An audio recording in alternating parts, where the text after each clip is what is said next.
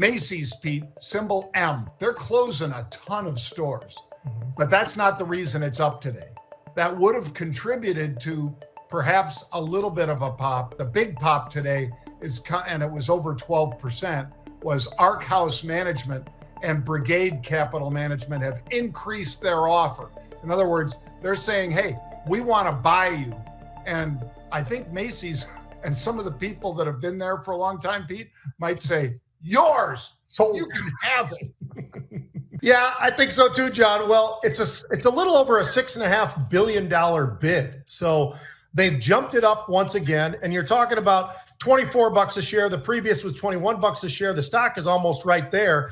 They are going to shutter 150 stores. That's the plan that they've got. Comp sales were down about 6% year over year.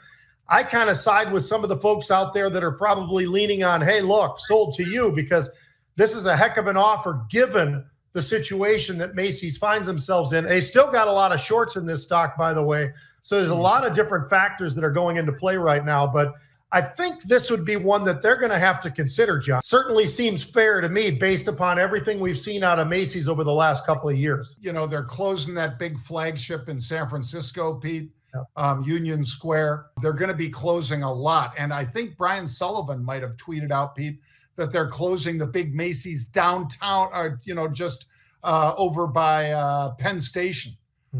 So if indeed you're closing all of these iconic spots, maybe it's just going to be partially bricks and mortar and mainly online. I don't know, Pete. This is certainly, it might be feasting for their competitors, though, Pete.